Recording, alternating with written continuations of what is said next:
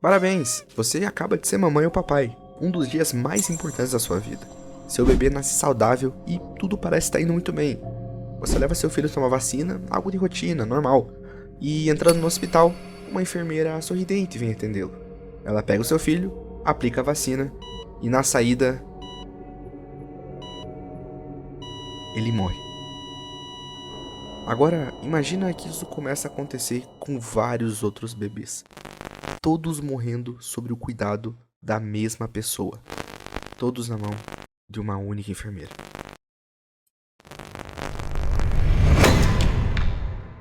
Estamos no Texas. Em julho de 49, nasce Janine Jones, uma criança que cresceu tendo uma vida aparentemente comum. No entanto, sempre teve a fama de ser emocionalmente instável e com alguns comportamentos um tanto quanto estranhos. Mas ela seguiu a vida mesmo assim, e ainda jovem, decidiu entrar para a área da saúde, onde se formou como enfermeira licenciada no final da década de 70. Só que não nascia uma salvadora.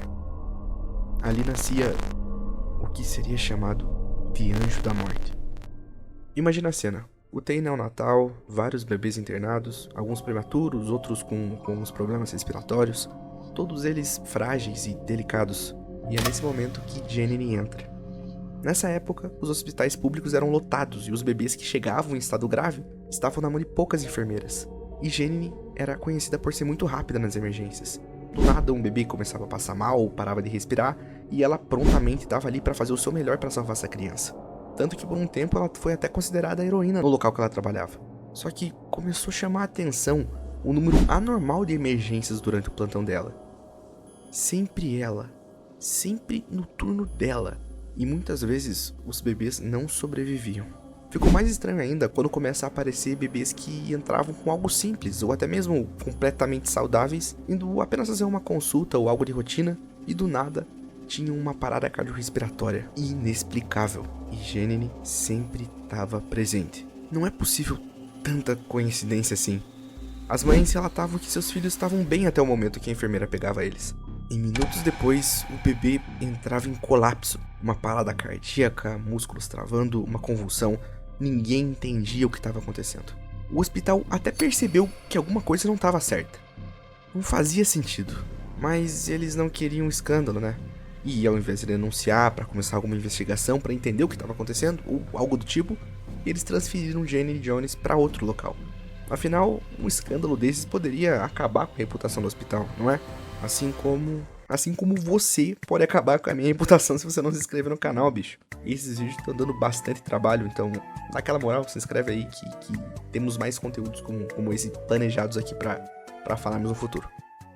Agora, voltando, após essa transferência, sua próxima parada foi uma clínica pediátrica na cidade de Kerrville, no Texas. Ela foi contratada pela doutora Caitlin Holland, que confiava plenamente em suas enfermeiras, e especialmente em Janine, que desde o começo demonstrou ser uma enfermeira dedicada e atenciosa e muito rápida cuidando dos bebês. Mas logo, parece que aquela maldição veio junto com ela. Bebês começaram a morrer de novo, sempre no seu turno. Em mais um dia normal na rotina do hospital, chegou outra criança, Chelsea McClellan, de apenas 15 meses. Ela estava indo tomar uma vacina acompanhada de seus pais, algo de rotina, normal. Mas poucos minutos depois, a pequena Chelsea teve um colapso e faleceu, mesmo com as enfermeiras fazendo de tudo para salvar ela, principalmente Janine.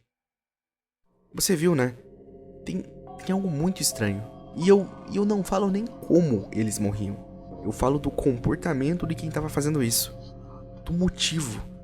Mas vamos com calma, isso logo vai ficar bem claro. E é bizarro.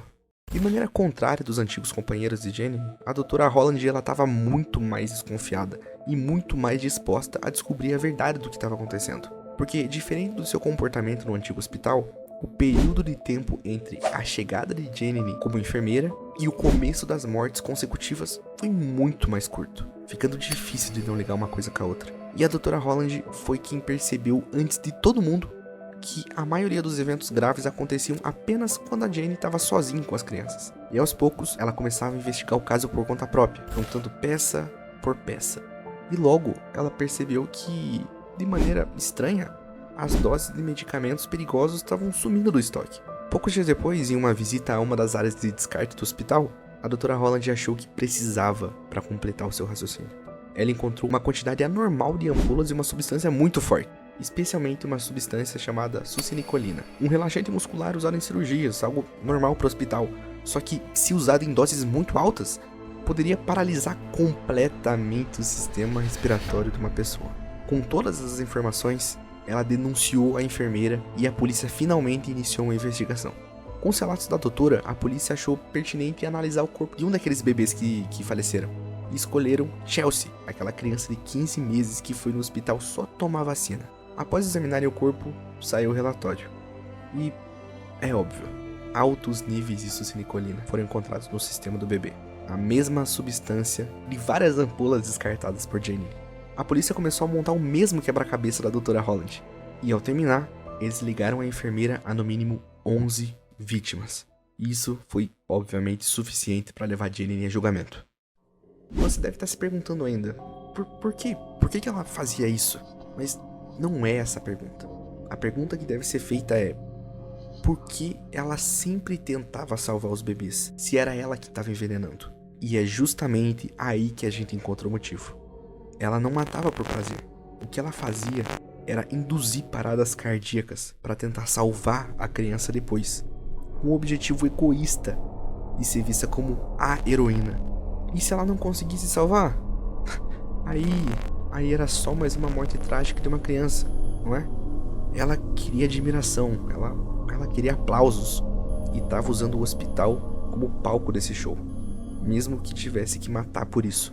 Em 84, Janine foi condenada por 2 casos que foi possível comprovação: o assassinato de Chelsea e a tentativa de homicídio de outra criança que também tinha sido envenenada, com uma pena de 99 anos de prisão, além de ser condenada também a outro caso, acumulando mais 60 em outro julgamento. E mesmo parecendo muito que tinha acabado, não, ainda tinha coisa para acontecer.